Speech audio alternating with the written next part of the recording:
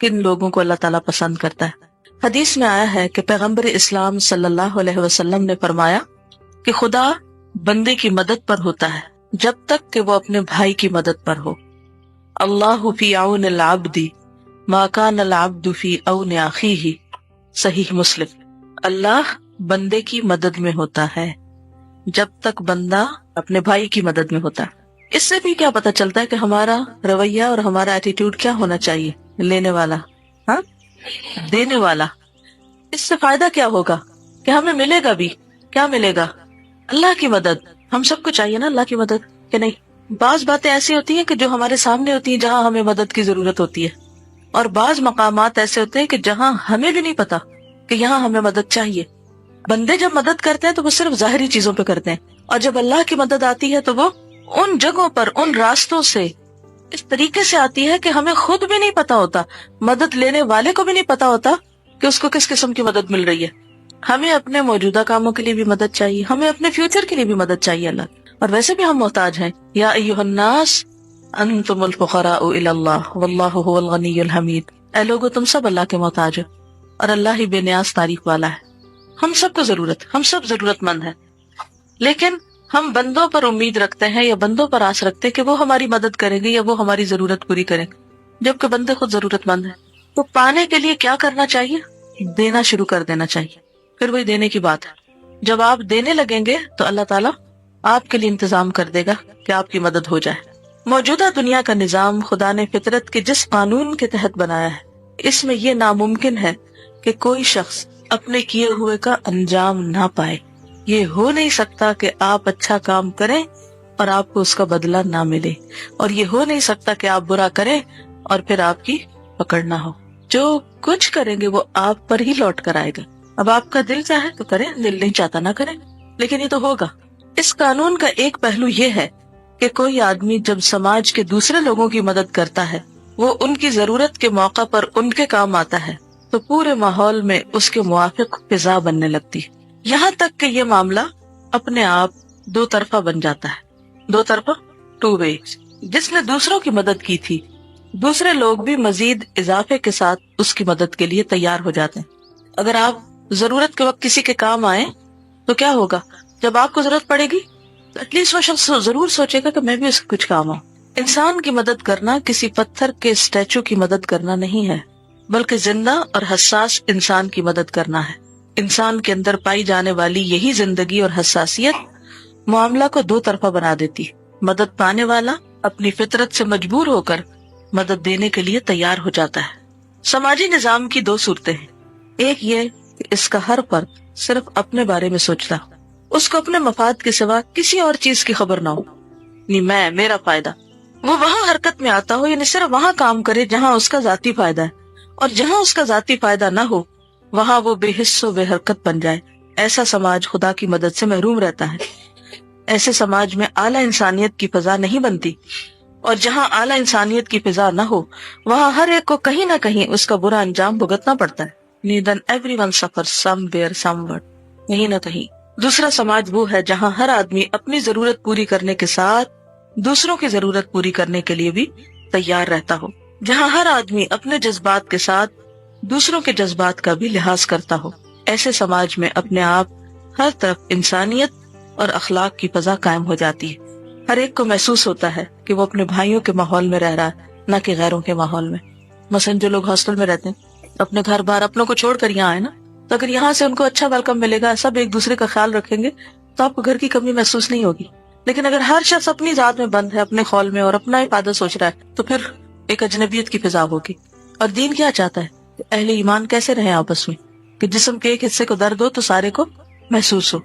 تو پھر آپ بتائیے کہ کیسے کرنا ہے؟ پڑھائی میں دوسروں کی مدد کرنی ہے، اور بیمار کی عادت کرنی ہے، اور جی ہاں، کسی کو کوئی چیز بھول جائے جو اسے کرنی چاہیے تو اس کو یاد دلا دی جائے، اور کسی کو موٹیویٹ کر دینا، کسی کوئی اداس ہے تو اس کو دل اچھا کر دینا، ڈیوٹیز میں ایک دوسرے کی ہیلپ کرنا، دو لوگوں کی اگر آپس میں لڑائی ہوگی تو ان کی صلح کرا دینا، دوسروں کی اصلاح کرنا، اگر کسی کو کسی چیز کی ضرورت پڑتی تو اس کے مانگنے سے پہلے ہی اس کی ضرورت پوری کرنے کی دھیان رکھنا، اپنے شر سے دوسروں کو بچانا، چاہے وہ personal hygiene who. Presence of mind بہت ضروری ہے کہ ہم اپنے ارد گرد کو دیکھیں، اسی کا نام تقویٰ ہوتا ہے۔ تقوی شعوری زندگی کا نام ہے. یعنی دل میں اللہ کی محبت ہوتی تو دل جاگتا رہتا ہے, اور جو دل جاگتا ہے اسے سب کچھ نظر آتا ہے. ہر وقت یہ سوچ رکھنا کہ ہم دوسروں کے لیے کس طرح مفید بن سکتے ہیں, کسی بھی چھوٹی بڑی بالکل, کسی بھی یعنی ہر وقت یہ سوچنا کہ ہم دوسروں کے لیے کس طرح فائدہ مند بن سکتے, کس طرح مفید بن سکتے, کس طرح دوسروں کے کام آ سکتے, کہاں. اس لیے کسی نے کہا تھا کہ do all the good you can, do all the good you can. اس میں اب یہ نہیں کہ یہ کروں یا یہ نہ کروں, چوائس کی بات نہیں, جو بھی اچھائی کر سکتے ہو کرو, by all the means you can, جو بھی ذریعہ وسیلہ استعمال کرنا پڑے, in all the ways you can, in all the places you can. یہ نہیں کہ یہ تو میرا گھر ہے یہاں تو میں کروں گا, اور یہ میرے رشتہ دار ہیں تو ان کا تو میں کروں گا, لیکن یہ ان کو میں نہیں جانتا لہٰذا اس کے لیے نہیں کروں گا. کسی بھی پلیس پر ہو, آپ کسی مسجد گئے, آپ کسی اسکول گئے, بینک گئے ہیں, بازار میں ہیں, کہیں پر بھی ہیں, اس سے کیا فرق پڑتا کہ آپ کہاں. To all the people you can, کیونکہ بعض اوقات ہم اپنوں کی تو کرتے ہیں غیروں کی نہیں کرتے. ہم کہتے ہیں مسلمس کے ساتھ اچھا کریں گے, یہ کرسچن ہے اس کی مدد کیوں کرے. اللہ کی مخلوق تو ہے نا, چاہے جانور ہو, انسان ہو, مسلم ہو, نان مسلم ہو, کوئی بھی ہو, جو آپ کے دائرہ کار میں آئے, جہاں جہاں کسی کی مدد کر سکتے ہیں ان کی کریں. میں ایک کوٹ ہے وہ ہے کہ life is an echo, all comes back, the good, the false, the true, so give the world the best you have and the best will return to you. بالکل ایگزیکٹ خلاصہ ہے جو کچھ اب تک کہا گیا. آپ یوں سمجھے کہ جو آپ کریں گے وہ آپ پر ہی آنے والا ہے, گویا اپنے ساتھ ہی کر رہے ہیں. اور اگر یہی کرائیٹیریا رکھ لیں کہ کیا یہ جو میں کر رہا ہوں یہ مجھے اپنے لیے پسند ہے, اگر اپنے لیے نہیں تو دوسروں کے لیے کیوں. کئی دفعہ ایسا ہوتا ہے نا کہ ادھر آپ نے کیا اور ادھر آپ کو واپس مل جاتا ہے, اور اسی طرح آپ اگر برا کرتے ہیں تو آپ کے ساتھ بعض اوقات کئی دفعہ ویسا ہی برا ہوتا ہے. نبی صلی اللہ علیہ وسلم بعض اوقات جیسے مال غنیمت تقسیم کرتے تھے تو یہ فرماتے تھے کہ یہ وہ ہے جو اللہ نے تجھے دنیا میں دیا, اور جو اللہ نے تیرے لیے آخرت میں رکھا وہ اس سے بھی بہتر ہے. کیونکہ ہم یہ دعا مانگتے ہیں نا, ربنا آتنا فی الدنیا حسنہ وفی الآخرۃ حسنہ, تو ہماری جہاں تک نیت ہوگی وہاں تک ہی ملے گا نا. اگر ہم, یہ الگ بات ہے کہ اگر ہم صرف دنیا ہی چاہ رہے ہیں تو پھر الگ بات ہے, ما لہ فی الآخرۃ من خلاق, اس کے لیے آخرت میں کوئی حصہ نہیں. کسی نان مسلم کے لیے ہم آخرت کی دعا تو نہیں کر سکتے, ہم اس کے لیے یہ کہہ سکتے کہ اللہ اس کو ہدایت دے, اس کو ایمان عطا کر, اپنی زبان میں دعا مانگ لے. یہ دعا تو بہرحال مومن ہی کے لیے. ان کا سوال ہے کہ کسی کے بارے میں برا بھی نہیں سوچنا چاہیے, حد الوسع کوشش کریں. ہوتا یہ ہے کہ شیطان بار بار وسوسہ ڈالتا ہے, کیونکہ اس نے جو کام خراب کرانا ہوتا ہے اس کا آغاز وہ وسوسے سے کرتا ہے. آدم علیہ السلام اور حوا علیہ السلام کے ساتھ اس نے کیا کیا تھا, سب سے پہلے کیا کیا تھا, پہلا سٹیپ, فوسوس لہم الشیطان, شیطان نے وسوسہ ڈالا تھا. اب یہ نہیں ہوتا وہ ایک دفعہ وسوسہ ڈال کے تو چلا جاتا ہے, وہ پھر آتا ہے. من شر الوسواس الخناس الذی یوسوس فی صدور الناس من الجنۃ والناس. اور پھر یہ صرف شیطان ہی نہیں ہوتا, بعض انسان بھی ایسے ہوتے ہیں کہ وہ آپ کو کوئی کسی کے خلاف منفی بات کر دیتے ہیں اور آپ کا دل برا ہو جاتا ہے, اور آپ جو خیر بھلائی اس کے ساتھ کرنے والے تھے وہ روک دیتے ہیں, اور صرف یہ شیطان ہوتا ہے بیچ میں, اور پھر آپ کو اس کی ہر چیز الٹی نظر آنے لگتی ہے, حالانکہ ہوتا حقیقت نہیں ہوتی, وہ سارا ہمارا گمان ہوتا ہے. تو اس لیے جب خیال آئے ایسا برا تو جھٹک دیں اور اس شخص کی کوئی خوبی یا بھلائی یاد کر لیں. ہم نے دیکھا کہ بچوں میں اگر ضد لڑائی چل رہی ہو تو وہ ایک دفعہ تھوڑی ایک دوسرے کو تنگ کرتے ہیں, ہر تھوڑی دیر مار کے آئیں گے, تو کوئی بال کھینچ کے آئیں گے, کچھ کریں گے, چلتا ہی رہے گا. تو بالکل اسی طرح شیطان جو ہے وہ آرام سے نہیں بیٹھتا. بالکل شیطان کا ایک حربہ یہ بھی ہوتا ہے کہ وہ انسان کو یہ خیال ڈالتا ہے کہ اگر تم نے یہ کام کیا تو تمہاری بڑی تعریف ہوگی اور تمہارا دکھاوا ہو جائے گا, تو بہتر نہ کرو, کر کے ضائع جو کرنا نہ کرو. تو اس طرح بھی وہ نیکی سے روکتا ہے. تو آپ اس وقت کہیں کہ میں اللہ سے دعا مانگتا ہوں, اللہ میری نیت سنبھالے گا اور مجھے تو جو کرنا ہے وہ کرنا ہے. ارادے میں کمزوری نہیں آنے دینی چاہیے. وہ اگر آپ کسی کے پیٹ پیچھے اس کی برائی کر رہے ہیں تو وہ شیطان کو خوش کر رہے ہیں, آپ شیطان کی مدد کر رہے ہیں اس کے خلاف, اپنے بھائی کے خلاف. جی بالکل ہدایت کی دعا کر کے اس کی مدد کرنی چاہیے. دیکھیں آپ وسوسے کو روکیں گے کیسے؟ جب بھی کسی کے بارے میں برا خیال آئے تو آپ کہیں کہ اچھا اللہ اس کو ہدایت دے اور میں اللہ کے سپرد معاملہ کر. پھر شیطان نہیں روکے, پھر آئے گا, پھر کہے کہ بس جب میں نے سپرد کر دی تھی تو اب کیا سوچنا ہے اس کے بارے میں. یعنی آپ وہی سے کٹ کریں اس کو. اگر دونوں طرح, اگر کسی نے آپ کے ساتھ کوئی بھلائی کی تو اس کی بھلائی یاد کرے, اور اگر بھلائی کی ہی نہیں ہے صرف برائی کی ہے تو بھی کہے کہ اس کی برائی اس کے ساتھ, مجھے تو نہیں برا بننا.